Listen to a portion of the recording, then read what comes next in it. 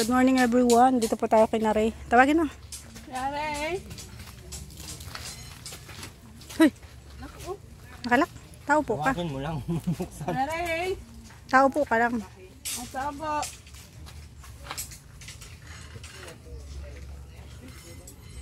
Ang aakyat po kami ng ligaw. Halang po kami. Sama po kayo. Abadan po namin kayo. Sa may bahay, ang aming bahay. Kumanta kayo. Kantahan niyo. Bago pa ta, nakatulya ka pa ah. Maligo. Kanaul ka, nakatulya ka pa. Uy. Uy, wag ka manilip.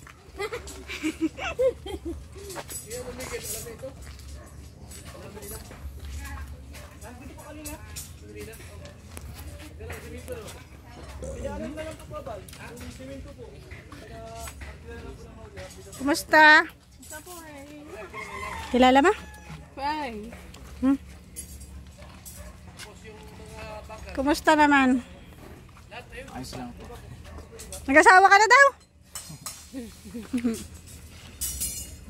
Bakit? Uy, bakit tayo? Yung sa lubong tribune, kinakakaya dito. Diyan lang kayo sa Ano labas. nakakaya? Dito lang kami. Uy, dito kayo pa. Pwede pumasok? Opo. Bakit? Ay, sino yung isa? Kasi ano po yan si Joshua. Kapit mo? Sa mama mo? Wala po nasa ano po nasa labas po siya. Asan ang ilaw niyo? Asan yung ilaw? Erwin, tanungin mo. Nag-asawa ka na daw? Di ba sabi ko sa'yo bawal mag-asawa? Ano yun, nag-asawa ka na, mamanhikan ka na?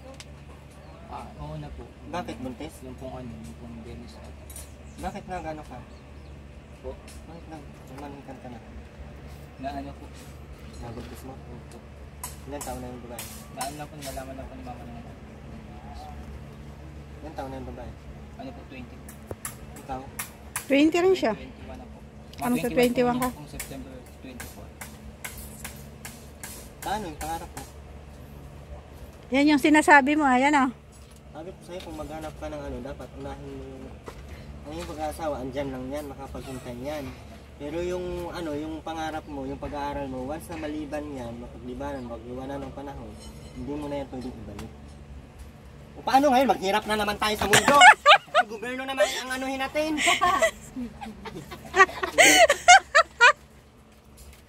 Kalma, kalma. Kalma. Diyan si Kuya. Naps, kalma. Diyan si Kuya Bal. Kalma.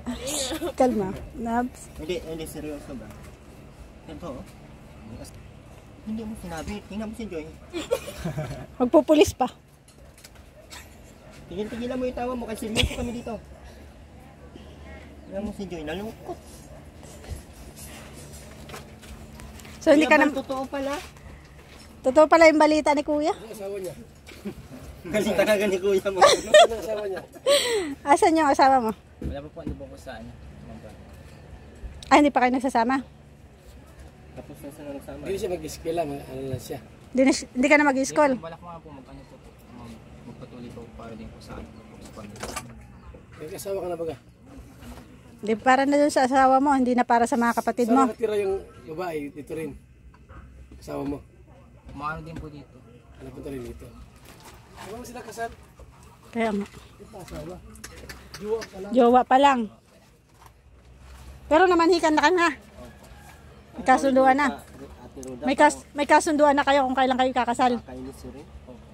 Kailan ang kasal Tingnan mo? mo nga ako ano. Joy. October? Kailan natin ang totoo. Ano ngayon?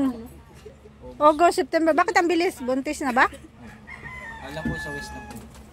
Agoy, buntis na pala ay. Kaya, kanina pa namin pinag-usapan, ngayon mo pa nalalaman.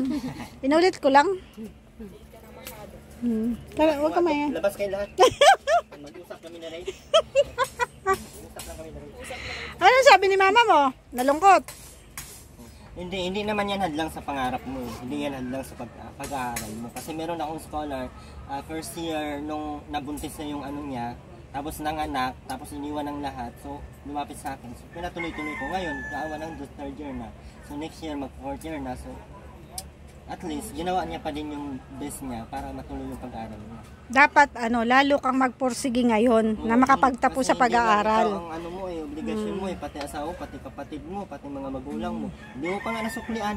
Dapat pagkatapos mo mag-aral, paaralin mo din mga magulang mo para maibalik mo sa kanila yung hirap. Sino? Sabi baga, kailangan mo ibalik yung paghirap ng mga magulang mo. Hindi. Siya sa side ng mama niya, alam ko na disappoint kasi panganay to eh. Malamang umiyak ng nanay mo. Hindi, bakit ka iiyak, di ba? Yung nanay talaga masakit yan sa part ng nanay. Kasi panganay siya eh. Kaso na-disappoint mo. Kaya bumawi ka.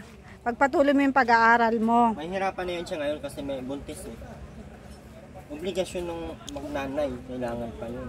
Saan siya kukuha ng Ngayon, kaya mga kabataan talaga walang iniisip. Sabi ko sa'yo, bimili kayo ng plastic labo.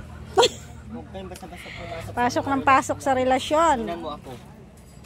Tapos hindi nyo pa naman kaya, so kasama pa rin yung magulang. Alam mo siya meron. Dinagdagan mo lang yung problema nyo. Gulo na ng vlog ni Ruda. Kaninong labahan to dito? Kaya maglaba ako.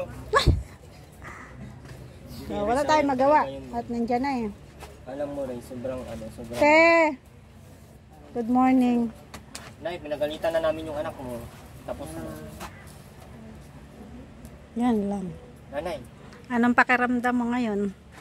Pakiramdam ko, garo, wasak. Sabi ko na disappointed as a nanay. Disappointed siya kasi panganay to ay. Yung Joshua, ano ko. Nag-aaral ko tapos yung tatlo. Pang-apat. Paano siya? Hindi na siya mag-aral. Mag-aaral ko po. Mag-aral pa siya. Gusto pa man niya po mag-aaral. Sabi ko ng ama, mag-aaral daw at siya ang mag-aano. Mag-aaral ka pero susuportahan mo yung sarili mo. Wala ka ng suportang makukuha sa kanila. Wala at yung mga anak ko man po. Paano yung mga anak? Pinasok mo man yan. Panindigan mo. Marami pa silang Yung pangalawa mong anak, te, nag-enroll na. Saan? alis lang po. Okay lang. Yung pantatlo po, natrangkaso nga po yan. Yung tatlo po. Joshua. Ate, ano po natapos? ito yan Ito yan, Nagmadali kayo ay. Ay, ito po. Sabi nga rin ang outside. Ano po yan? Ate, ito po. Kami willing naman kaming tumulong. Willing man kaming tumulong. Kaso, nagmadali kayo. Hindi ko na alam kung anong kasunod na tulong.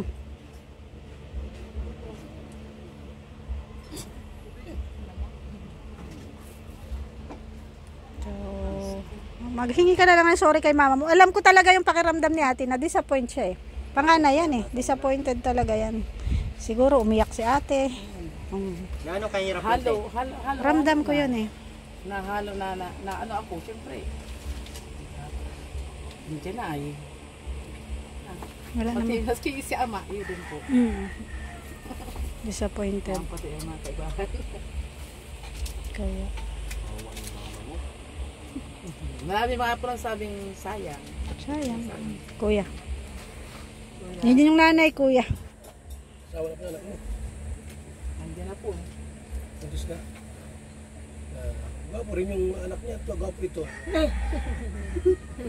Dahil makaluwas rin. Mayroon pa Basta rin pa babae. tatluan. Ang babae ko po special. Yung kanyang jowa. Yung jowa niya. Diyan? Jowa niya? Yan na? Kaklase. Magkaklase sila. No? Ayun daw kung ano. Huwag mo na yung vlog. Mas pagka nag-anak ko Kundi si dito ama. sila. Pero mahirap din makarecover si ama. Talagang sabi ni Rina, ikaw lang ba? Meron ka din pala. Kaya nag-enroll to eh. Mga pa-enroll yan. Hindi ka ba naka-enroll? Enroll ka na. Ano? Eskwela ka. Yan, thank you.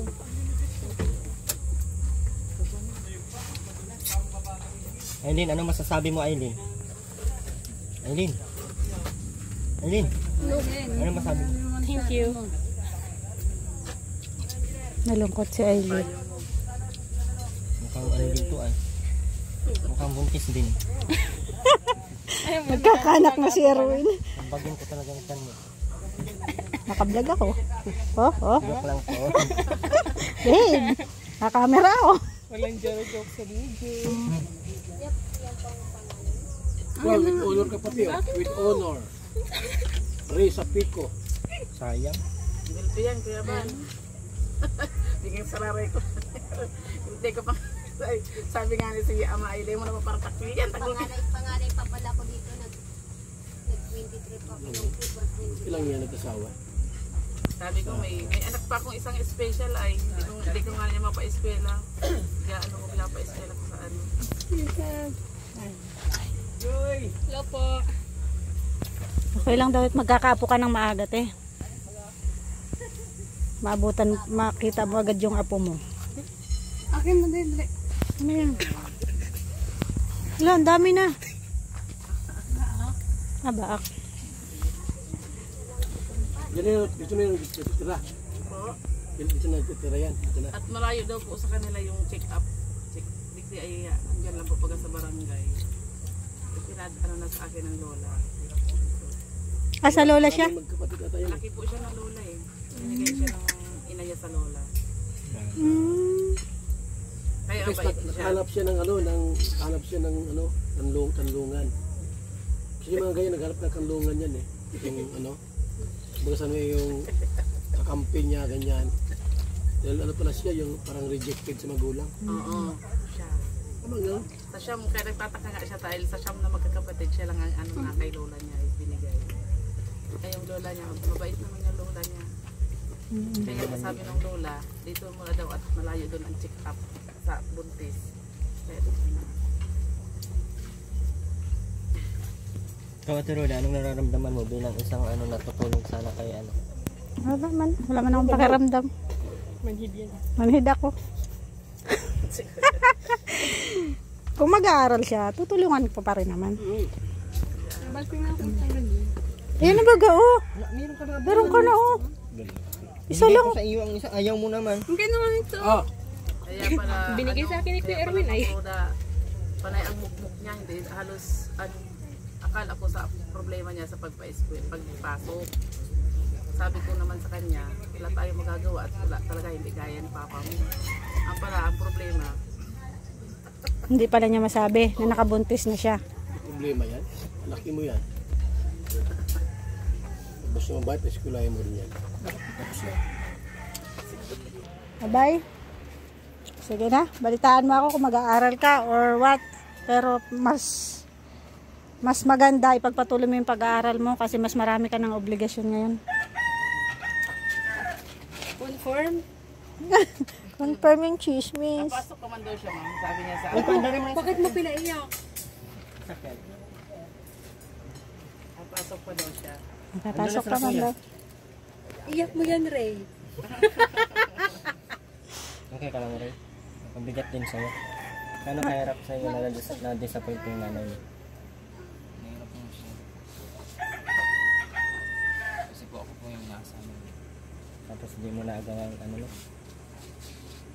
Mas magsikap ka ngayon. Okay lang yan. Gawin mo na lang silang motivation. Ganito. Motivation mo. Baga, duplikayot. Dublikayod ka. Kung noon pa easy kasi may nanay. Ang wag mo na munang iasa kay nanay. Ayun, Diba? Ikaw lang talaga. Obligasyon mo na yan. Sa'yo. Confirm ang Marites. Tara na. Hoy. Tara na, iwanan na tayo nila kuya. Hoy. Iwanan na tayo nila kuya. Ang sarap na ang sarap na usapan natin dito para si Kuya Bal nandun na. Hoy, tara na. Hindi mo na kami. Bye-bye. Bye-bye. Susunod ulit. Bye-bye. Message mo pala ako. May message ako sa'yo. Message mo ako. So, ayun po mga kalingap. Galing tayo kay Ray. And ayun. Yun. Totoo yung chismis na nag-asawa na po siya. Kasi nga, hindi pa naman nag-asawa. So, nagsasama na sila dahil buntis na yung asawa. Pero sabi ko nga po, ayan, mag-aral pa rin. And kung may tutulong tayo, para sa kanila, tutulungan pa rin po natin. Thank you so much po sa panonood. Bye-bye. God bless us all.